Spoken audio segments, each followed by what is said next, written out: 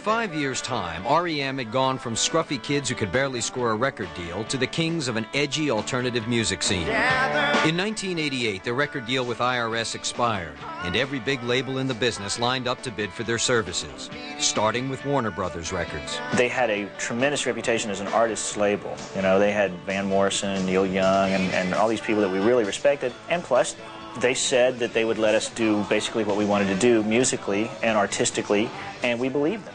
And some of the other people that said that, we didn't believe.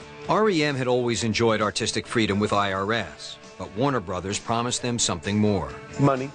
Simple. Came down to money. In fact, R.E.M. said, look, you know, if all things are equal, we want to stay with IRS. Things were not equal. The Warners came back and said, look, whatever they offer, whatever IRS offers, we will double it. So, I mean, what choice did the band have? I mean, at some point, Miles, my brother Miles, who is the president of IRS, said, go for it, guys. In fact, let me make you one last offer that's really high, so they'll have to double that, and you guys will owe me, you know? R.E.M. signed a 5-album deal with Warner Brothers for $6 million.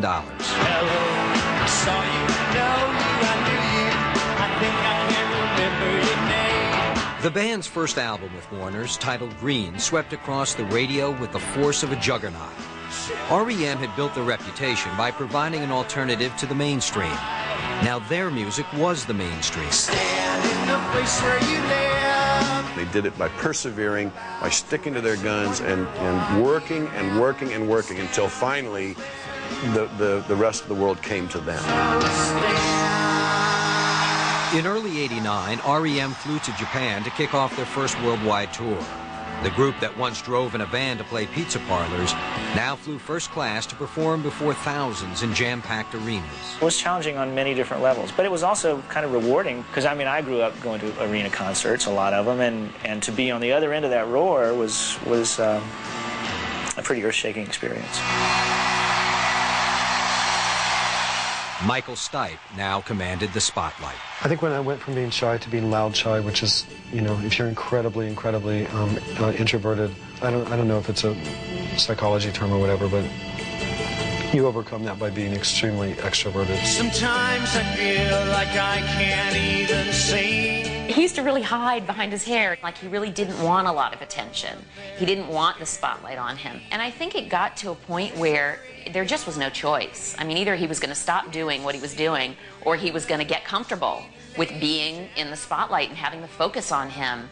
But as Stipe embraced the spotlight on stage, public scrutiny of his life off stage intensified, particularly inquiries regarding his sexuality. Rejecting labels like straight, gay, or bi, Michael refused to dignify leading questions with answers. But after years of fending off innuendos and rumors, Stipe decided to speak out. I felt forced to talk about my sexuality and, you know, my queerness, just because I felt like I was being looked on as a coward for not talking about it, and I abhor that, you know. I thought it was dead obvious to everyone all along. You know, I was wearing skirts and mascara in 1981 on stage and in photo shoots. All the lyrics that I've written, for the most part, with a few exceptions, are really gender unspecific. Michael Stipe is not the kind of guy you're going to see on Oprah, you know, talking about his individual sexual experiences. He's basically a private and an elusive person.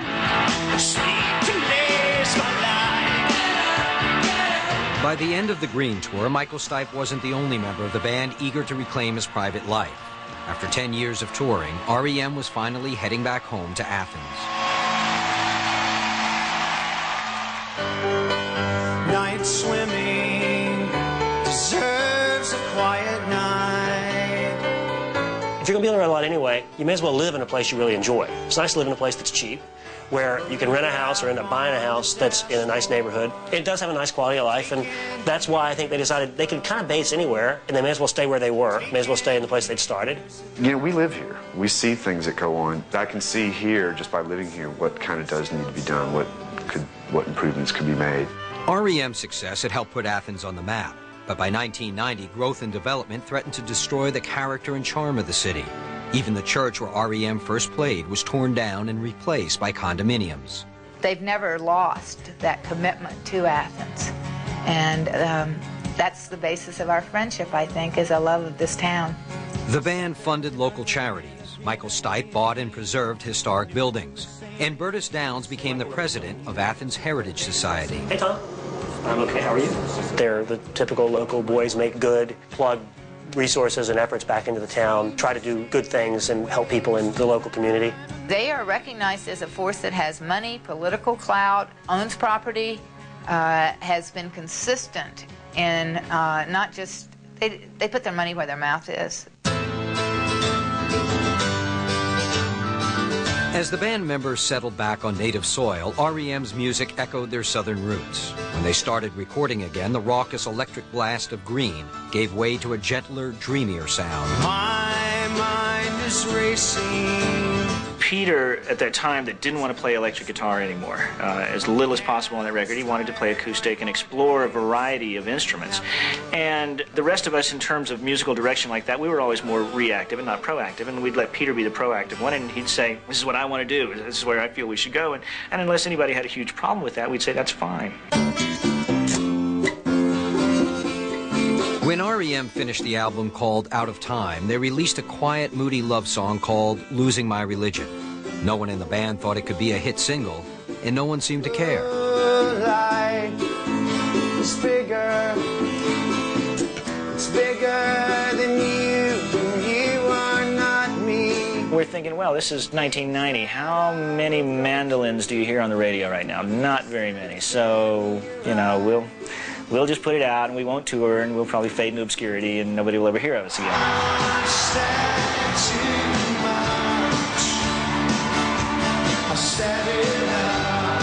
But Losing My Religion struck an emotional chord with listeners, and Out of Time grew into the biggest selling record of their career.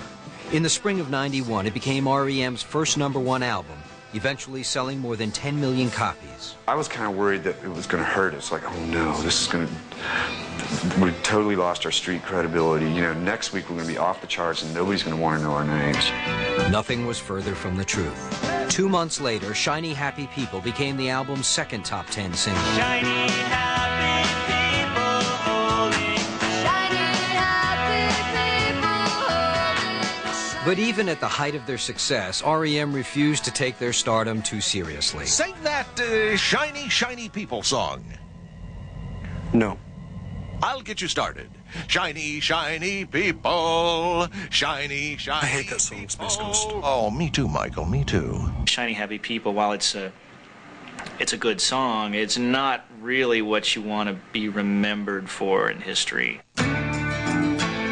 Instead of promoting their smash album with a tour, the band members elected to stick close to home. But their decision to stay in Athens sparked false yet persistent rumors that Michael Stipe had AIDS and that Peter Buck was addicted to drugs. I think that the big American perception is, well, gee, you know, if there's money to be made and you're not out there just grubbing to get every penny of it, then there's something wrong with you. You're either on drugs or you're sick. And we also didn't want to stigmatize people by, you know, by making this big denial.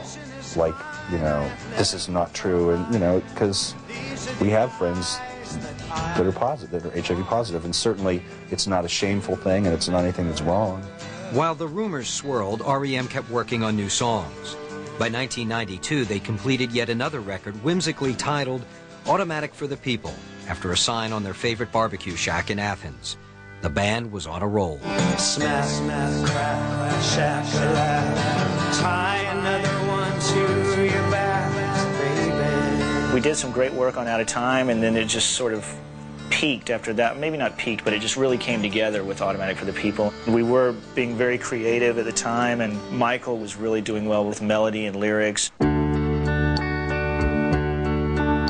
Michael Stipe's lyrics often seemed abstract, but the song which became the album's centerpiece shot straight from the heart, a plea to teenagers to turn from thoughts of suicide. Bill Berry composed the music, Michael sang the words, and the result was an American classic, Everybody Hurts. When your day is long and the night. Everybody Hurts really did strike a chord with a whole lot of people, and I've probably gotten more extremely personal comments in my daily life from all types of people about that song and about how it affected them or how it helped them through a hard time. It means so much when people come up and sincerely, you know, say, God, that song was there for me at a time when I really needed it. But for R.E.M., Everybody Hurts would foreshadow tragic events to come. Everybody hurts. In 1993, Michael Stipe's close friend, actor River Phoenix, died from a drug overdose. Stipe described the loss as the most shattering event of his life. R.E.M. would dedicate their next album for River.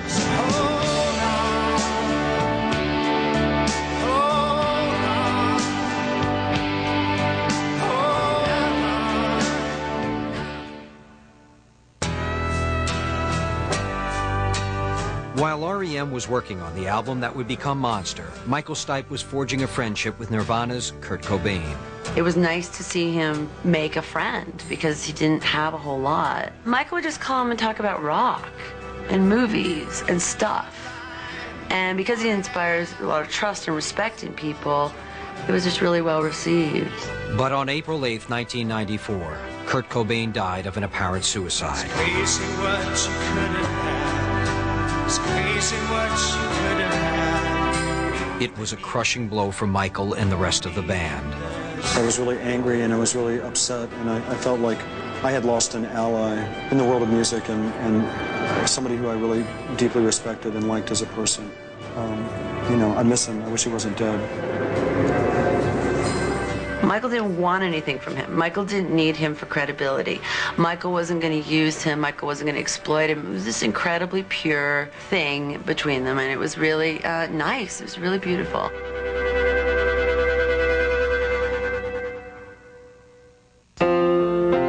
Cobain's death cast a pall over the making of Monster. But by 1994, R.E.M. had finished the record, and drummer Bill Berry told his bandmates that he was eager to hit the road. It was time to do it. 5 years off, I was ready to go again. He just said, well, you know, if we don't tour, we're not a band, and I don't want to do it. We have to tour. And I kind of went, well, okay, sure, I'll do that. As much as I hated a lot of the parts of being on the road, being away from home, I was ready to go again. Bill Berry got his wish, but the fun would nearly turn fatal.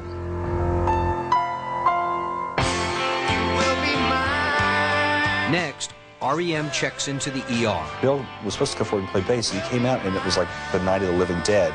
It's the end of the world as we know it. And later, the monster refuses to be destroyed. It wasn't that hard, you know. Bill almost died.